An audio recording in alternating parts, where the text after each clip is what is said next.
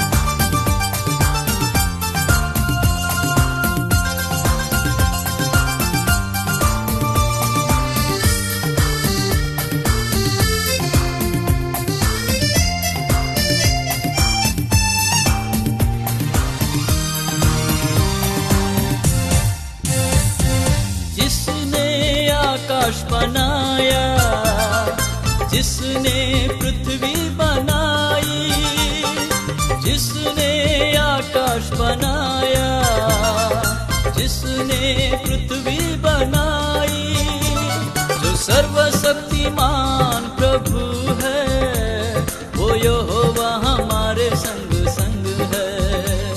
जो सर्वशक्तिमान प्रभु है, वो यहोवा हमारे संग संग है। सेनाओं का यहोवा हमारे संग संग है। याकूब का परमेश्वर हमारा उच्चगढ़ है। सेनाओं का यहोवा हमारे संग संग है। याकूब का परमेश्वर हमारा उच्चगढ़ है।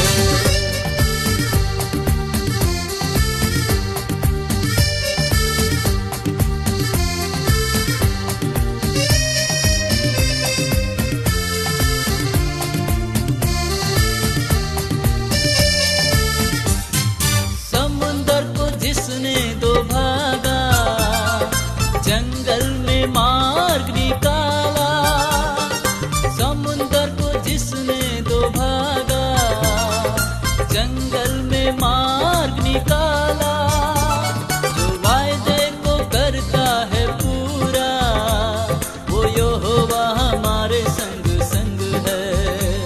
जो वायदे को करता है पूरा, वो यहोवा हमारे संग संग है।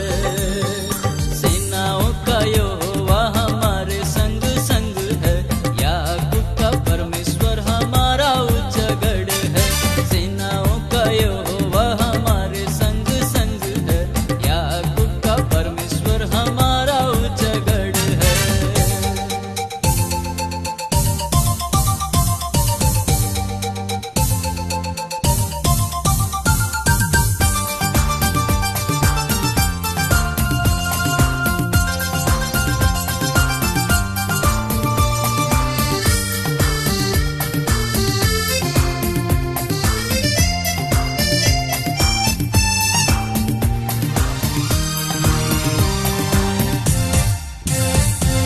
लाजर को जिसने जिलाया, जक्कई को जिसने बचाया।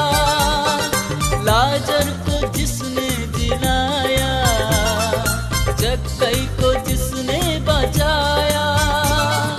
जिसके लिए सब कुछ हो संभव, वो यहोवा हमारे संग संग है। जिसके लिए सब कुछ हो संभव, वो यहोवा हमारे संग संग है। सेनाओं का यहोवा हमारे संग संग है। याकूब का परमेश्वर हमारा उच्चगढ़ है। सेनाओं का यहोवा हमारे संग संग है। याकूब का परमेश्वर हमारा उच्चगढ़ है। प्रातःकालीन आराधना विधि, सराहना की विधि, हम इसे बारी बारी बोलेंगे। हे प्रभु, हमारे होठों को खोल दीजिए तो हम आपकी स्तुति करेंगे। हे प्रभु, हम प्रातःकाल आपसे ही प्रार्थना करते हैं, आप हमारी पुकार अवश्य सुनेंगे। परमेश्वर पिता हमारे सृष्टिकर्ता की महिमा हो, उसके पुत्र हमारे मुक्तिदाता की महिमा हो, उसके आत्मा हमें पवित्र करने वाले की महिमा हो, जैसे आदि में थी, अब है और सदा युग युगांत होती रहेगी। आमीन। हे सर्व सामर्थी प्रभु परमेश्वर, आप पवित्र पवित्र पवित्र हैं। स्वर्ग और पृथ्वी आपके ऐश्वर्य से परिपूर्ण है। परम धाम में आपकी स्तुति हो। हम सर्वशक्तिमान परमेश्वर के सामने दीनता से अपने पापों को स्वीकार करें। हे परम पवित्र और परम दयावान परमेश्वर, हम मानते हैं कि हमने मन, वचन और कर्म से तथा भलाई न करने के कारण आपके विरुद्ध और एक दूसरे के विरुद्ध पाप किया है। इसलिए हम आपसे प्रार्थना करते हैं कि आप हम पर दया करें और हमारे पापों को क्षमा करें। आमीन। सर्वशक्तिमान और दयावान परमेश्वर हमारे सब पापों को क्षमा करे और उनसे हमें छुटकारा दे, हमें अपने जीवन को सुधारने के लिए अनुग्रह दे और पवित्र आत्मा की सामर्थ से हमें परिपूर्ण करे। आमीन। अब समय होगा कि हमारे बीच में पुराने नियम का पाठ पढ़ा जाए। व्यवस्था विवरण उसका 5वां अध्याय 12वीं आयत से लेकर 15वीं आयत तक। ड्यूट्रोनॉमी चैप्टर 5 वर्सेस 12 to 15। तू विश्राम दिन को मानकर पवित्र रखना, जैसे तेरे परमेश्वर यहोवा ने तुझे आज्ञा दी। 6 दिन तो परिश्रम करके अपना सारा कामकाज करना, परंतु 7वां दिन तेरे परमेश्वर यहोवा के लिए विश्राम दिन है।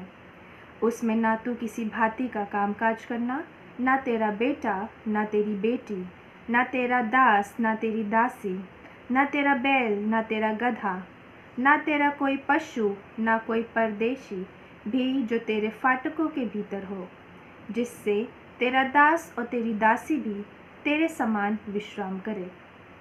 तू इस बात को स्मरण रखना कि मिस्र देश में तू आप दास था, और वहाँ से तेरा परमेश्वर यहोवा तुझे बलवंत हाथ और बढ़ाई हुई भुजा के द्वारा निकाल लाया।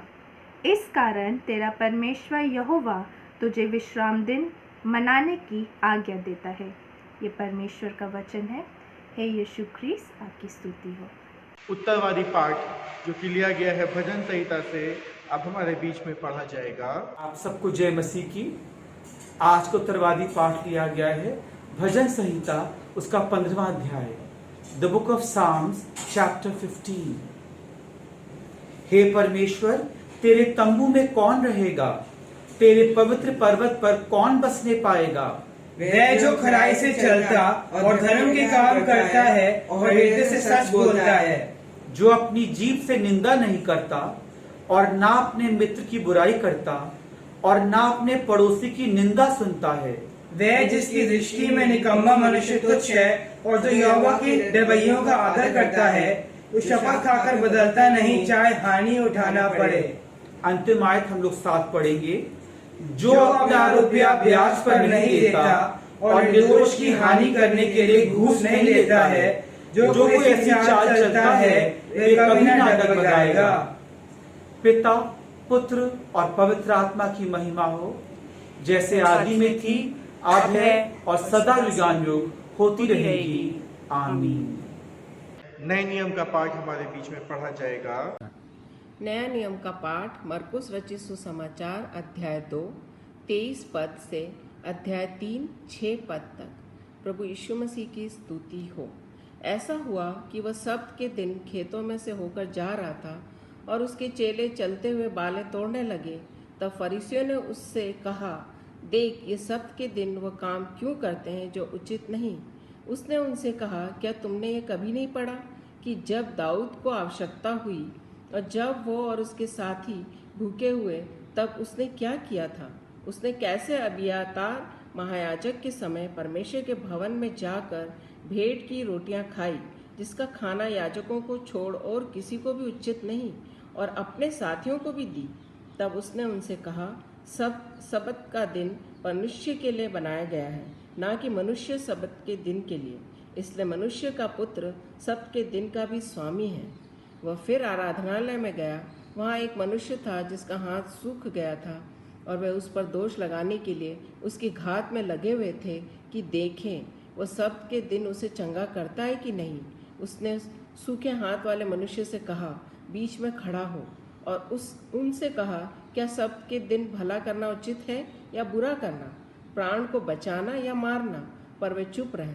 उसने उनके मन की कठोरता से उदास होकर उनको क्रोध से चारों ओर देखा और उस मनुष्य से कहा, अपना हाथ बढ़ा। उसने बढ़ाया और उसका हाथ अच्छा हो गया। तब फरीसी बाहर जाकर तुरंत हेरोदियों के साथ उसके विरोध में सम्मति करने लगे कि उसे किस प्रकार नष्ट करें। ये प्रभु यीशु मसीह का सुसमाचार है और यीशु मसीह की महिमा हो। प्रेरितों का विश्वास वचन। मैं सर्वशक्तिमान पिता, स्वर्ग और पृथ्वी के सृष्टिकर्ता परमेश्वर पर विश्वास करता हूँ। मैं उसके इकलौते पुत्र हमारे प्रभु यीशु क्रिस्त पर विश्वास करता हूँ। वो पवित्र आत्मा की सामर्थ से गर्भ में आए और कुंवारी मरियम से जन्मे। उन्होंने पैंतुस पिलातुस के शासन में दुख भोगा। वो क्रूस पर चढ़ाए गए, मरे और गाड़े गए और मृतों के लोक में उतरे। तीसरे दिन वो जी उठे। वो स्वर्ग पर चढ़ गए और पिता की दाहिनी ओर विराजमान हुए। वो जीवित और मृतों का न्याय करने को फिर आएंगे। मैं पवित्र आत्मा पर, पवित्र सर्वलौकिक कलीसिया पर, संतों की संगति, पापों की क्षमा, देह के पुनरुत्थान और शाश्वत जीवन पर विश्वास करता हूँ। आमीन। हम प्रभु की प्रार्थना साथ साथ बोलेंगे। हे हमारे स्वर्गीय पिता, आपका नाम पवित्र माना जाए, आपका राज्य आए, आपकी इच्छा जैसे स्वर्ग में पूरी होती है वैसे पृथ्वी पर भी पूरी हो। हमारे दिन भर की रोटी आज हमें दीजिए।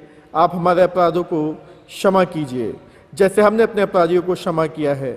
आप हमें परीक्षा में मत डालिए परंतु बुराई से बचा लीजिए, क्योंकि राज, पराक्रम और महिमा अब और सदा सर्वदा आपका ही है। आमीन। परहित निवेदन। हम इसे बारी बारी बोलेंगे। हे प्रभु, अपने आत्मा की शक्ति से हमें प्राण फूंक दीजिए और आपकी सेवा आनंद से करने के लिए हमें जागृत कर दीजिए। न्याय और स्वतंत्रता को फैलाने के लिए हमारी सहायता कीजिए और सबको जीवन की भरपूरी प्रदान कीजिए। दरिद्र और दलितों के प्रति अपना प्रेम हम में उत्पन्न कीजिए। जो बीमार हैं और मृत्यु के निकट हैं उन सबको आशा और दिलासा दीजिए। वर दीजिए कि हमारे देश में एकता और मेल मिलाप बना रहे और देशवासियों को शांति की आशीष मिले। जिनको अधिकार प्राप्त है उनका अपने पवित्र आत्मा के द्वारा मार्गदर्शन कीजिए और आपका शासन समस्त संसार में हो। हे प्रभु, अपने लोगों को आशीष दीजिए और हमें विश्वास तथा प्रेम में स्थिर रखिए। विशेष प्रार्थना। हे सर्वशक्तिमान परमेश्वर, आपकी सेवा करना सिद्ध स्वतंत्रता है।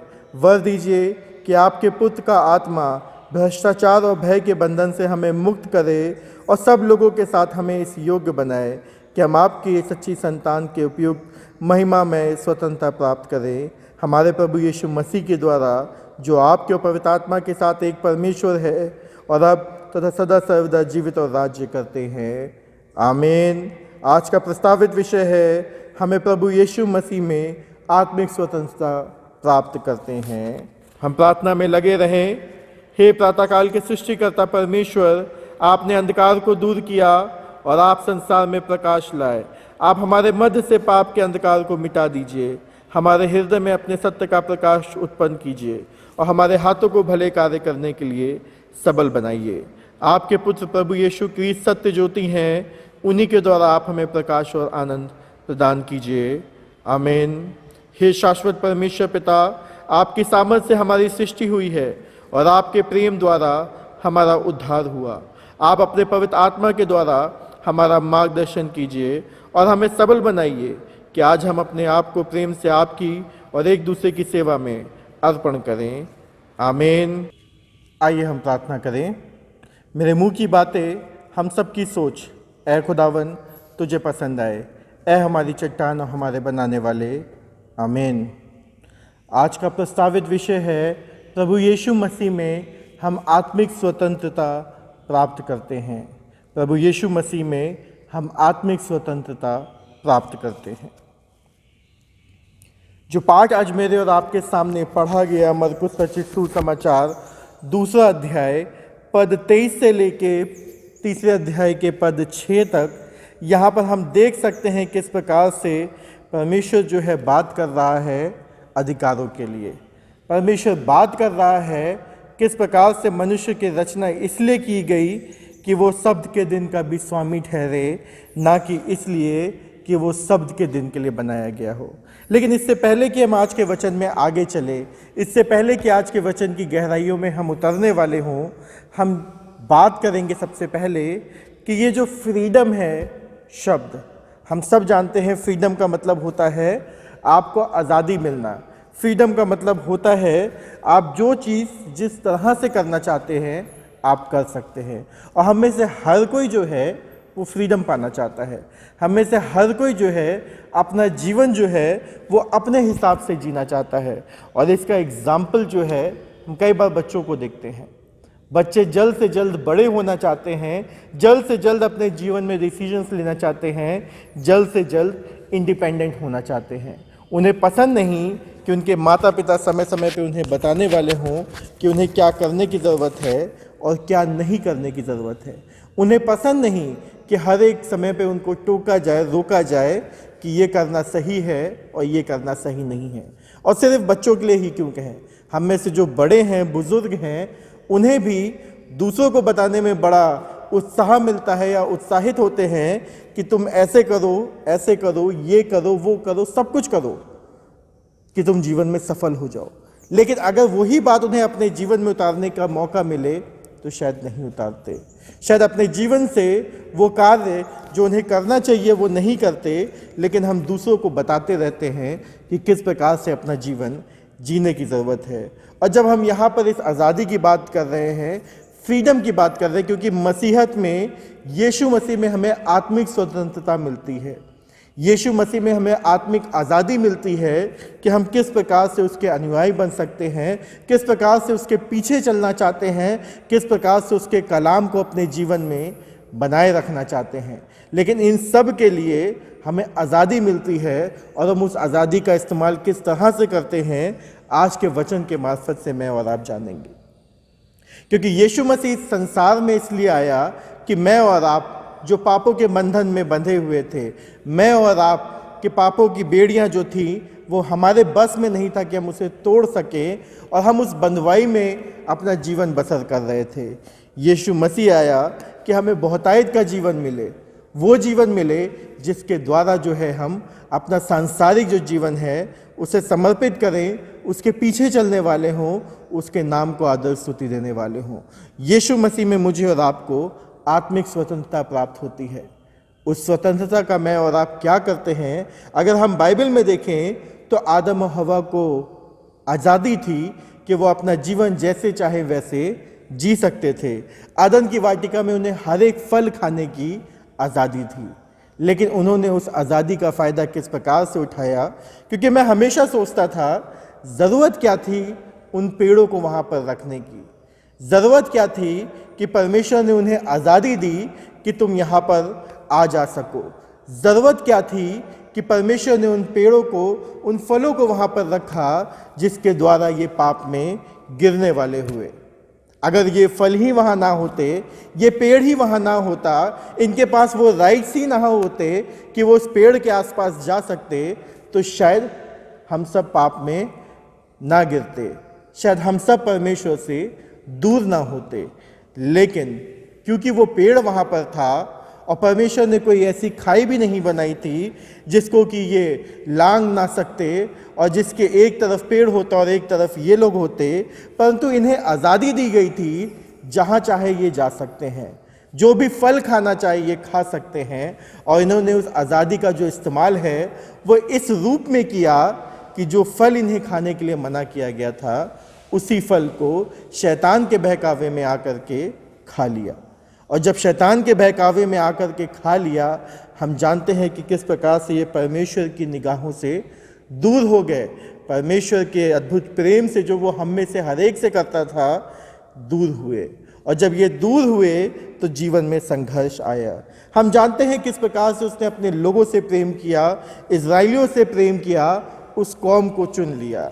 और जब चुन लिया तो वो उनके साथ साथ चलता था, उनके बीच में मौजूद रहता था। लेकिन इन्होंने भी अपनी आज़ादी का जो फ़ायदा था वो इस रूप में उठाया कि ये अन्य अन्य देवी देवताओं के बीच में जा फिरे। और ये जो आज़ादी मिली ये इजराइलियों ने इस प्रकार से इस्तेमाल करी कि जब परमेश्वर उन्हें लाल समुद्र के पार लेकर के आया। परमेश्वर उन्हें मिस्री लोगों से बचा करके लाया। परमेश्वर ने उन्हें खाने को दिया, परमेश्वर ने उन्हें पीने को दिया, परमेश्वर उनके साथ साथ चलता था। परंतु जब मूसा को आने में देर होने लगी, इन्होंने उस आज़ादी का फ़ायदा उठाया और अपने लिए एक नया देवता जो था वो खड़ा कर लिया। जो आज़ादी मिलती है, कई बार मैं और आप उसका सही से मतलब नहीं समझते। हम नहीं जानते कि इस आज़ादी का हमें और आपको इस्तेमाल किस प्रकार से करना है। हम और आप भली भांति से जानते हैं आगरा में उस व्यक्ति के बारे में जिसका कि नाम विष्णु था और 20 साल तक वो जेल में रहा। उस कार्य के लिए जो उसने नहीं किया था वो 20 साल तक जेल में था। और जब वो 20 साल तक जेल में था, जो कार्य उसने नहीं किया था, जब मौका मिला कि वो बेगुनाह साबित हुआ और उसको वह जेल से रिहा किया गया, तो वो कहने लगा कि मुझे तो अब जेल में ही रहने दे, क्योंकि मैं बाहर की दुनिया से वाकिफ़ नहीं हूँ। मैं नहीं जानता कि मेरे परिवार के लोग मुझे अपनाएंगे कि नहीं अपनाएंगे। मैं नहीं जानता कि मैं इस संसार में जाकर के क्या करूँगा। मेरी दुनिया अब यही है। और कई बार ऐसा मेरे और आपके साथ भी होता है कि जब हम अपना पापमय जीवन इस संसार में जीते रहते हैं, पापमय जीवन अपना इस संसार में व्यतीत करते रहते हैं, तो हम नहीं जानते कि परमेश्वर में हो करके अपना जीवन हम किस प्रकार से इस्तेमाल करने वाले हों, किस प्रकार से व्यतीत करने वाले हों। और जब इस प्रकार से मैं और आप अपना जीवन व्यतीत करते हैं, इस प्रकार से संसार में रह करके अपना जीवन समर्पित करते हैं, और परमेश्वर मुझे और आपको आज़ादी देता है, परमेश्वर मुझे और आपको स्वतंत्रता देता है कि हम अपना आत्मिक जीवन जो है उसके पीछे चलते हुए समर्पित करने वाले हों, तो कई बार हम रास्ते से भटक जाते हैं। कई बार हम नहीं जानते कि हमें और आपको कहाँ जाना है, क्योंकि यहाँ पर हम देख रहे हैं सब्त के दिनों के बारे में। और यहाँ पर बात हो रही है कि कैसे सब्त के दिन खेतों में से होकर जा रहे थे उसके चेले। सब्त के दिन में क्या हुआ, जो चेले थे वो यीशु मसीह के साथ जा रहे थे और चलते चलते वे बाले जो हैं वो तोड़ने लगे। तब फरीसियों ने उनसे कहा, देख ये सब्त के दिन वो काम क्यों करते हैं जो उचित नहीं। यहाँ पर सब बात हो रही है उन कार्यों के विषय में जो सब्त के दिन नहीं किया जा सकता था। और यहाँ पर ये कह रहे हैं फरीसी लोग, देख ये सब्त के दिन वो काम क्यों करते हैं जो उचित नहीं। उसने उनसे कहा, क्या तुमने ये कभी नहीं पढ़ा कि जब दाऊद को आवश्यकता हुई और जब वह और उसके साथी भूखे हुए, तब उसने क्या किया था। उसने कैसे अब्दियार महायाजक के समय परमेश्वर के भवन में जाकर भेंट की रोटियां खाईं, जिसका खाना याजकों को छोड़ और किसी को भी उचित नहीं था, और अपने साथियों को भी दी। परमेश्वर यहाँ पर बात कर रहा है किस प्रकार से फरीसी जो हैं वो डिफेंड कर रहे हैं कि किस प्रकार से उन्हें बिहेव करने की ज़रूरत है चेलों को, किस प्रकार से चेलों को वाचा को मानने की ज़रूरत है। लिखा है सब्त का दिन मनुष्य के लिए बनाया गया और ना कि मनुष्य सब्त के दिन के लिए, इसलिए मनुष्य का पुत्र सब्त के दिन का भी स्वामी है।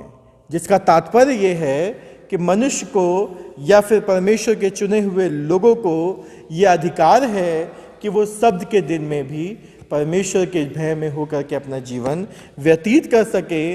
जो रीति रिवाज वो अभी तक मानते चले आ रहे थे, जो कार्य वो अभी तक करते चले आ रहे थे, उससे वो उन्हें छुटकारा देने के लिए आया। क्योंकि हम जानते हैं सब्त के दिन में कोई भी कार्य करना अलाउड नहीं था। यहाँ तक कि जो खाना भी होता था वो एक दिन पहले मनाया जाता था ताकि सब्त के दिन में उसको ग्रहण किया जा सके। जैसे कि हम जानते हैं इजराइलियों के विषय में कि जब वो सफ़र कर रहे थे और मन्ना बरसाया जाता था, तो सब्त के दिन से एक दिन पहले जो है अधिक मन्ना वो लोग बटोरते थे और रख छोड़ते थे ताकि सब्त के दिन भी वो इस्तेमाल करने वाले हो सके। और वो जो मन्ना होता था उस दिन खराब नहीं होता था, परस्पर बाकी दिनों में वो खराब हो जाता था।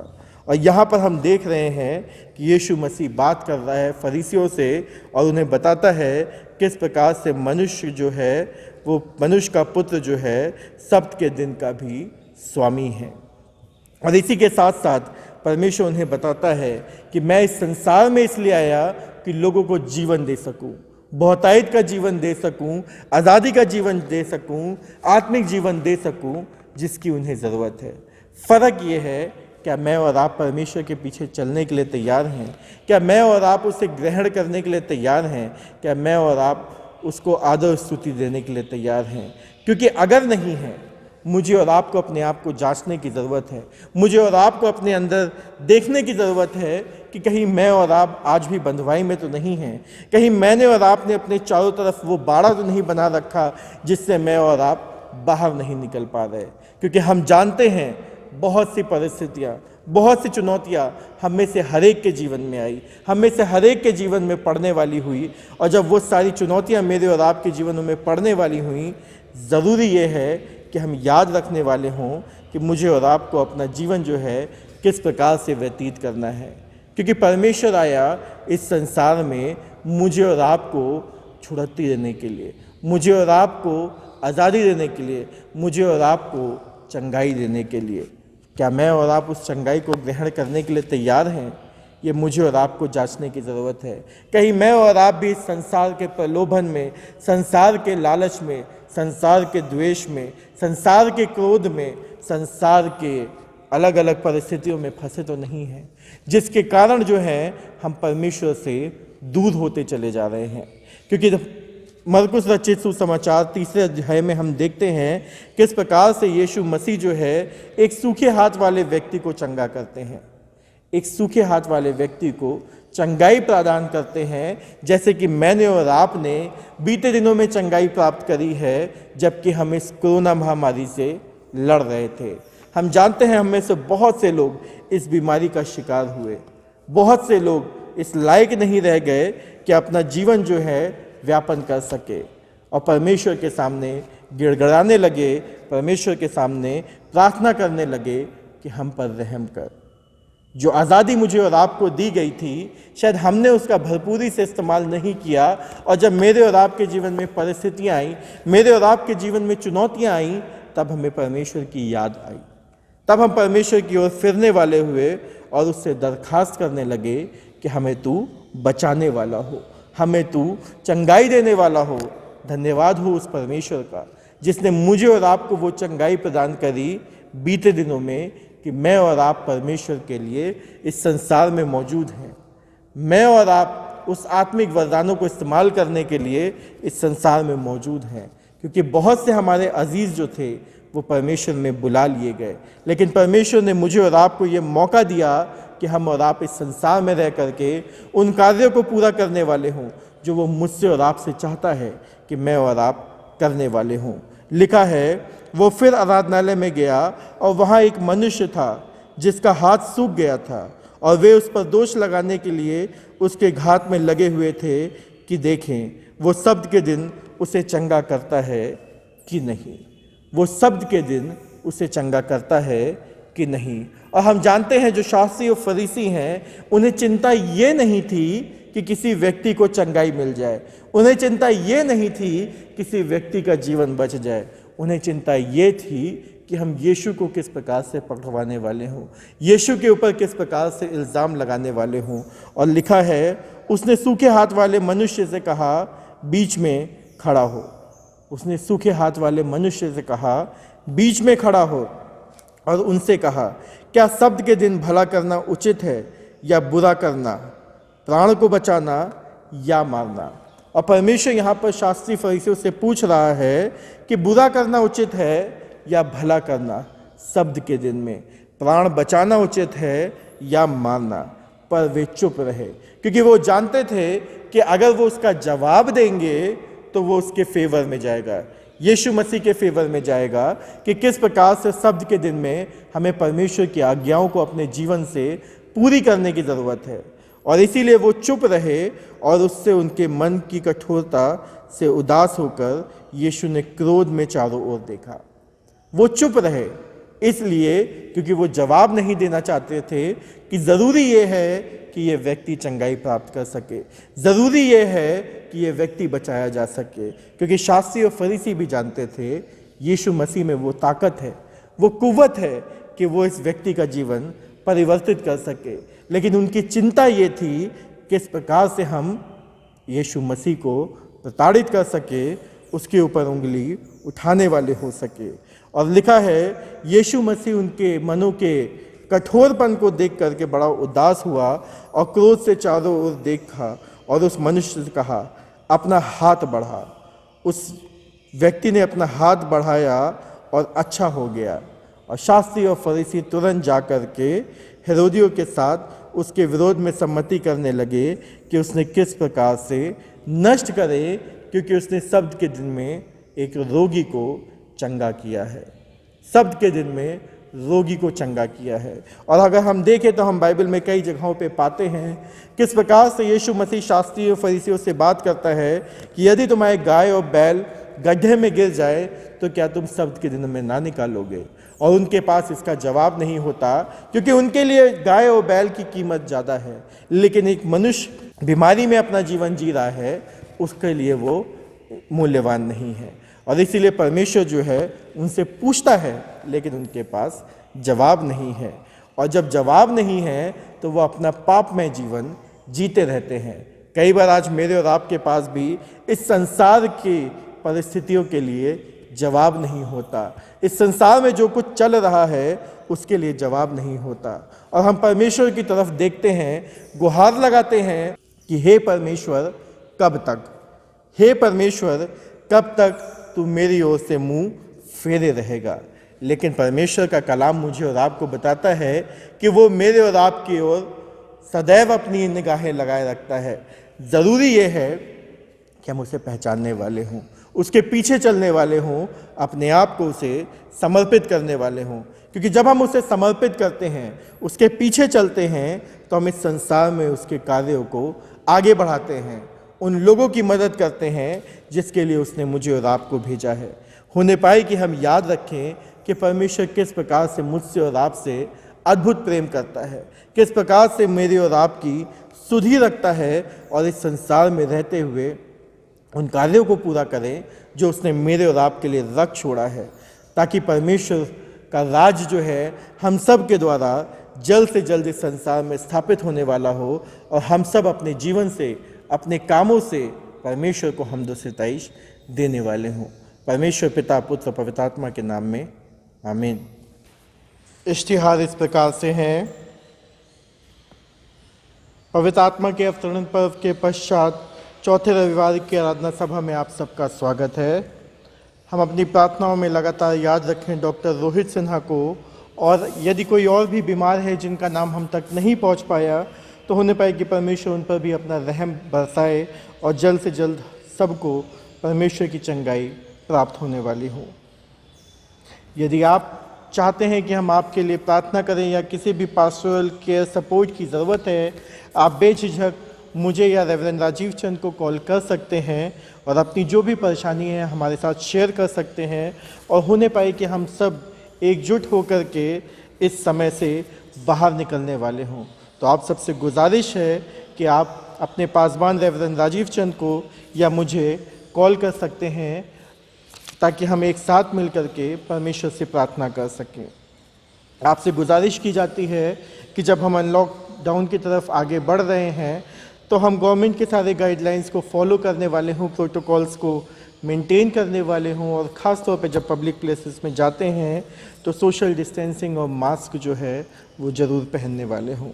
मैं आपको बताता चलूँ कि JNM, ANM और डिप्लोमा इन OT और डिप्लोमा इन ऑप्टोमेट्री के लिए आवेदन है, यानी कि ये कोर्सेज जो हैं ये ऑफ़र किए जा रहे हैं क्रिश्चियन हॉस्पिटल कासगंज की तरफ से। यदि आप इसमें इंटरेस्टेड है और इसमें अप्लाई करना चाहते हैं, तो आप डिटेल्स के लिए मुझसे कांटेक्ट कर सकते हैं। इसकी लास्ट डेट जो है वो है 10 अगस्त 2021। ध्यान रखें, क्रिश्चियन हॉस्पिटल कासगंज के पास एडमिशन के लिए फॉर्म्स अवेलेबल हैं, JNM, ANM और डिप्लोमा इन OT और डिप्लोमा इन ऑप्टोमेट्री।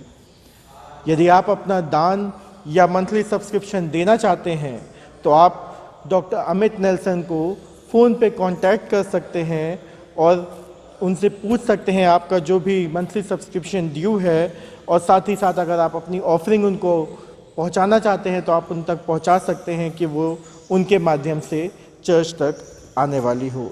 यदि आप ऑनलाइन सर्विस का पार्ट बनना चाहते हैं, आपसे गुजारिश रहेगी कि आप सप्ताह के बीच में मुझसे कांटेक्ट कर सकते हैं, ताकि आपको जो रीडिंग्स हैं आने वाले संडे की वो समय रहते दी जा सके और हम सब एकजुट होकर के इस सर्विस का पार्ट होने वाले हों। बड़े दुख के साथ बताना पड़ रहा है कि मिसेस चांद्रानी जोशी, जो कि परमेश्वर में 19 मई 2021 को यानी कि दिन शनिवार को सो गई हैं। होने पाए कि हम उनको और उनके पूरे परिवार को अपनी प्रार्थनाओं में याद रखें। परमेश्वर उन पर और उनके परिवार पर अपनी आशीषें बनाए रखे। Thank you. अब समय होगा कि हम एक गीत सुनेंगे। राहों में कांटे अगर हो, रुकना नहीं, चल के जाना,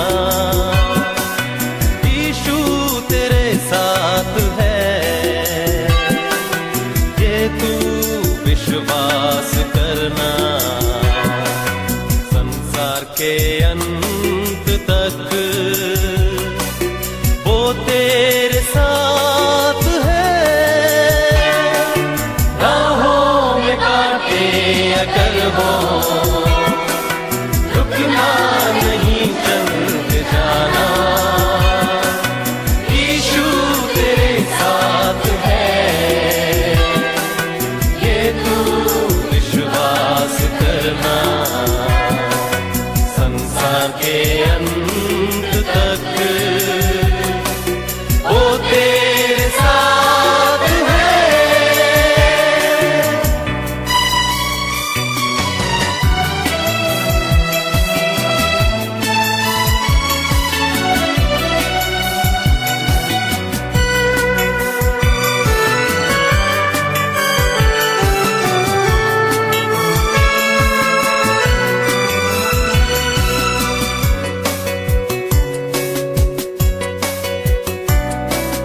आंधी आने दो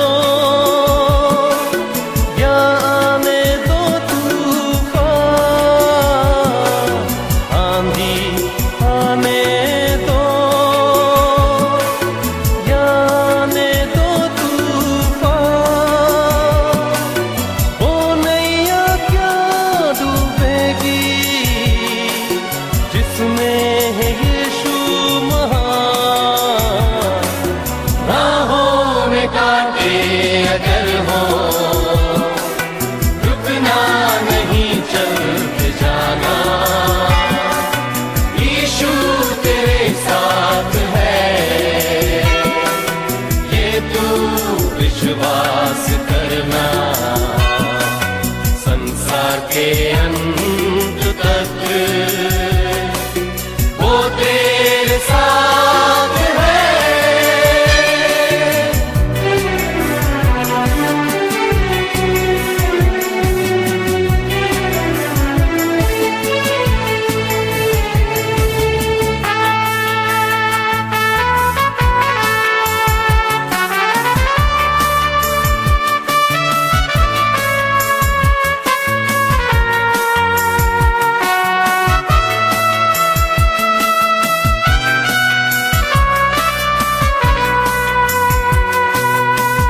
से भरी है जिंदगी, मुसीबत भरे रास्ते हैं, दुख से भरी है जिंदगी, मुसीबत भरे रास्ते हैं, दुख दूर हो जाएंगे तेरे गर तू यीशु के साथ है।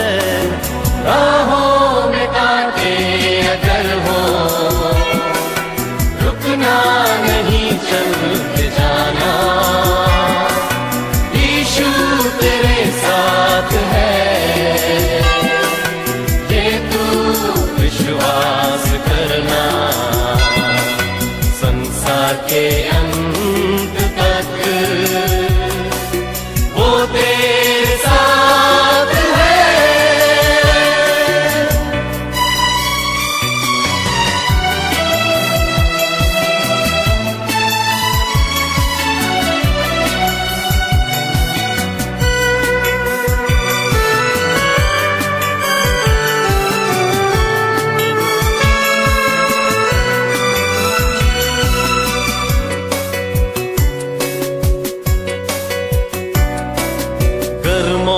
मौत का डर सताए तुझे, सलीब पर तू गौर कर मौत का डर सताए तुझे, सलीब पर तू गौर कर। यीशु ने मौत को जीत लिया है, उस पर तू विश्वास कर। राहों में कांटे अगर हो, रुकना नहीं, चल के जाना। यीशु तेरे साथ है, ये तू विश्वास करना। संसार के अंत तक वो तेरे साथ है। राहों में कांटे अगर हो, रुकना नहीं, चल के जाना। यीशु तेरे साथ है, ये तू विश्वास करना। संसार के अंत तक वो तेरे साथ है। प्रभु यीशु ख्रीस्त का अनुग्रह, परमेश्वर का प्रेम, पवित्र आत्मा की सहभागिता हम में से हर एक के साथ अब से लेकर सदा सर्वदा तक बनी रहे। आमीन।